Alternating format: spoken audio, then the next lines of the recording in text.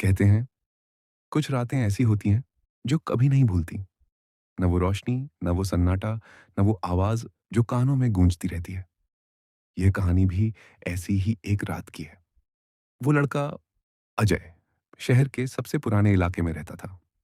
उसका घर, जहां पुराने बरसाती दरवाजे चरमराते थे, दीवारें फटी हुई थीं और छत की लकड़ी समय के साथ जर्जर हो चुकी थी।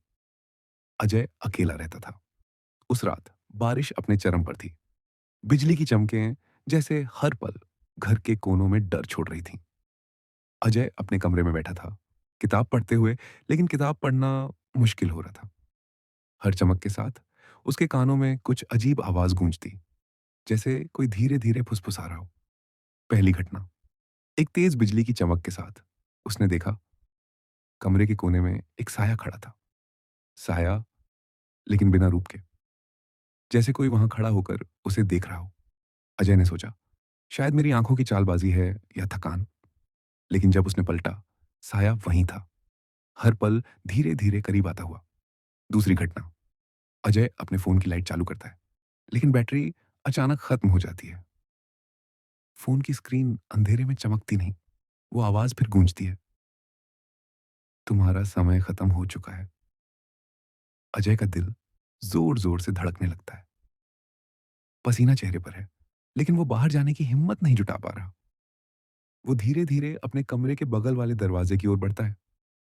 हर कदम के साथ फर्श की लकड़ी चरमराती और फिर अचानक चमक होती है। एक बच्ची की परछाई दिखाई देती है। वो उसकी ओर देख रही थी, लेकिन चेहरा अस्पष्ट, डरावना और खाली।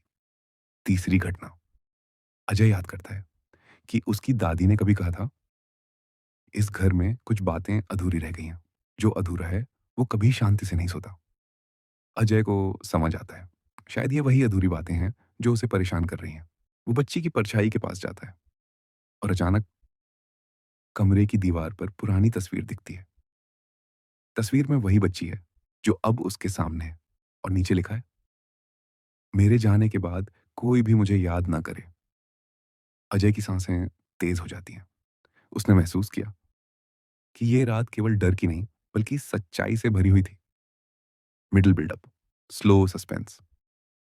अजय हर कोने में जाता है, हर कमरे में ध्वनियां हो, हर छाया उसकी आंखों के सामने। फिर अचानक कमरे का दरवाजा खुद ब खुद खुल जाता है। अंदर कोई नहीं, लेकिन फर्श पर छोटे छोटे कदमों के निशान हैं जो धीरे धीरे उसके कमरे की ओर बढ़ रहे हैं। वो बाहर जाने की कोशिश करता है। दरवाजा जाम है। फिर वो आवाज, मैं देख रहा हूं। धीमे गूंजते शब्द जो उसके कानों में थरथराहट पैदा करते हैं। अजय याद करता है कि वह बच्ची दरअसल उसका ही परिवार की खोई हुई सदस्य थी, जो वर्षों पहले इस घर में रह गई थी। उसकी आत्मा शांति नहीं पा रही थी और अब वो अजय से मदद मांग रही थी कि उसकी कहानी सुनो, उसकी याद रखो, ताकि उसे चैन मिले। अजय ने दिल से कहा, मैं तुम्हारी कहानी सुनूंगा, तुम शांति से सो सकती हो। वो बच्ची धीरे धीरे गायब हो जाती है। कमरा शांत हो जाता है और पहली बार उस रात अजय ने महसूस किया, अंधेरा सिर्फ डर नहीं, बल्कि समझने की चीज भी है। कभी कभी जो चीजें हमें डराती हैं, वो केवल हमारी अनसुनी कहानियां होती हैं।